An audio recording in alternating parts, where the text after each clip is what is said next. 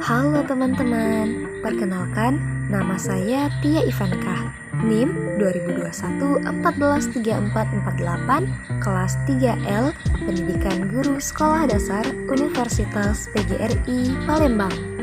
Nah teman-teman, kali ini kita akan belajar tentang sejarah kerajaan Hindu, Buddha, dan juga kerajaan Islam. Keterangan sejarah kerajaan Hindu, Buddha, dan Islam. Siapa nih di antara teman-teman yang pernah berkunjung ke Keraton Yogyakarta dan Keraton Surakarta? Atau mungkin mengunjungi Candi Borobudur dan Candi Prambanan? Nah, adanya kerajaan dan bangunan candi ini adalah salah satu bukti berdirinya kerajaan-kerajaan di Indonesia, baik kerajaan yang bercorak Hindu, Buddha, maupun Islam. Kerajaan bercorak Hindu, Buddha diperkirakan berdiri di Indonesia sejak abad keempat Masehi. Kerajaan tersebut berkembang karena hubungan dagang dengan India dan Tiongkok. Nah, sekarang yuk kita bahas apa saja contoh kerajaan yang bercorak Hindu dan Buddha. Nah, ada Kerajaan Kutai. Kerajaan Kutai terletak di dekat Sungai Mahakam, Kalimantan Timur. Kerajaan Kutai adalah salah satu kerajaan Hindu tertua di Indonesia loh, yang berdiri sekitar tahun 400 Masehi. Kerajaan Kutai mengalami kejayaan pada masa Raja Mulawarman yang kisahnya tercatat dalam 7 buah yupa. Kerajaan Tarumanegara terletak di dekat Sungai Citarum, Jawa Barat, dan kerajaan ini berkuasa sejak abad keempat Masehi. Raja yang terkenal adalah Purnawarman. Peninggalan kerajaan Tarumanegara adalah Prasasti Tugu, Prasasti Ciarutun, dan Prasasti Kebon Kopi. Selanjutnya ada Kerajaan Mataram kuno yang berkuasa sejak abad ke-8 Masehi.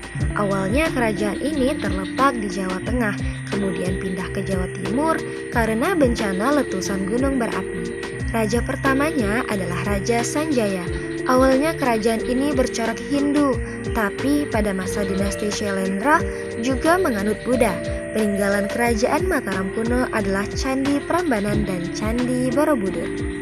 Nah teman-teman, selanjutnya ada Kerajaan Singasari yang terletak di Malang, ke Jawa Timur. Kerajaan ini didirikan oleh Ken Arok pada abad ke-13. Raja yang terkenal adalah Kertanegara yang membawa Singasari ke puncak kejayaan melalui ekspedisi Pamalayu. Peninggalan kerajaan Singasari adalah Candi Jago, Candi Kidal, dan Prasasti Kudadu.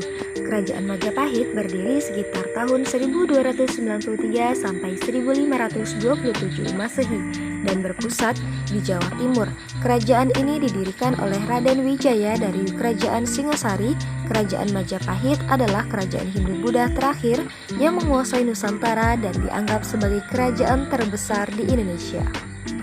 Selanjutnya Kerajaan Sriwijaya adalah kerajaan bercorak Buddha yang berdiri sejak abad ke-7. Kerajaan ini terletak di Palembang, tepatnya di dekat Selat Malaka. Kerajaan ini mampu berkembang dengan pesat karena Selat Malaka merupakan pusat pelayaran dan perdagangan internasional. Raja yang terkenal adalah Raja Balaputra Dewa. Peninggalan kerajaan Sriwijaya adalah Prasasti Kedudukan Bukit dan Prasasti Talangtu. Nah, selanjutnya adalah Majapahit. Kekuasaan Majapahit terbentang dari Jawa, Sumatera, Semenanjung Malaya, Kalimantan hingga Indonesia bagian timur. Pada masa kepemimpinan Hayam Wuruk dan Mahapati Gajah Mada, inilah Majapahit berada di puncak kejayaan. Peninggalan kerajaan Majapahit adalah Candi Tikus dan Kitab Sutasoma. Kerajaan bercorak Islam masuk dan berkembang di Nusantara sekitar abad ke-13 melalui para pedagang dari Arab, Persia, dan Gujarat. Nah, teman-teman, yuk kita bahas apa saja contoh kerajaan bercorak Islam. Kerajaan Islam yang awal muncul adalah Kerajaan Samudra Pasai di Aceh. Kerajaan ini didirikan sekitar tahun 1267 Masehi oleh raja pertamanya Sultan Malik As-Saleh. kerajaan Samudra Pasai mengalami kemunduran setelah Portugis menguasai Selat Malaka. Tradisi dan kekuasaan Samudra Pasai kemudian dilanjutkan oleh Kerajaan Aceh. Peninggalan Kerajaan Samudra Pasai adalah makam Sultan Malik As-Saleh dan Koin Dirham. Nah, selanjutnya adalah kerajaan Islam pertama yang muncul di Pulau Jawa, yaitu Kerajaan Demak. Semula, Demak merupakan salah satu wilayah di bawah kekuasaan Majapahit. Kerajaan ini didirikan sekitar tahun 1475 Masehi oleh raja pertamanya Raden Patah. Peninggalan Kerajaan Demak adalah Masjid Agung Demak. Selanjutnya yaitu Kerajaan Mataram Islam yang terletak di kota Yogyakarta. Kerajaan ini didirikan tahun 1586 oleh Ki Ageng Pemanahan. Namun pada tahun 1755 melalui perjanjian Giyanti, Kerajaan Mataram Islam terpecah menjadi dua bagian. Kerajaan yang dipimpin Pakubuwono berkedudukan di Surakarta dan kerajaan yang dipimpin oleh Mangkubumi berkedudukan di Yogyakarta. Peninggalan Kerajaan Mataram Islam adalah Masjid Kota Gede. Kerajaan Ternate berdiri sekitar abad ke-13 di Maluku oleh Batman. Kerajaan Ternate berkembang menjadi kerajaan Islam yang maju dan paling besar di wilayah timur. Hingga kini, Kerajaan Ternate masih ada meskipun tidak lagi memiliki kekuasaan politik. Selanjutnya Kerajaan Tidore berdiri pada tahun 1486.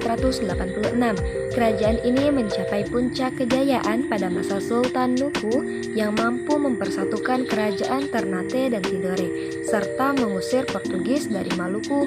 Peninggalan Kerajaan Tidore adalah Benteng Tore Tahula dari istana. Selanjutnya adalah Kerajaan Banten yang terletak di Banten. Kekuasaan Kerajaan Banten meliputi sebelah barat pantai Jawa sampai Lampung Kesultanan Banten yang didirikan oleh Maulana Hasanuddin pada tahun 1552. Peninggalan Kerajaan Banten adalah Masjid Agung Banten. Selanjutnya adalah Kerajaan Gorontalo. Kerajaan Gorontalo adalah kerajaan kembar yang bersatu dan terletak di Makassar, Sulawesi Selatan.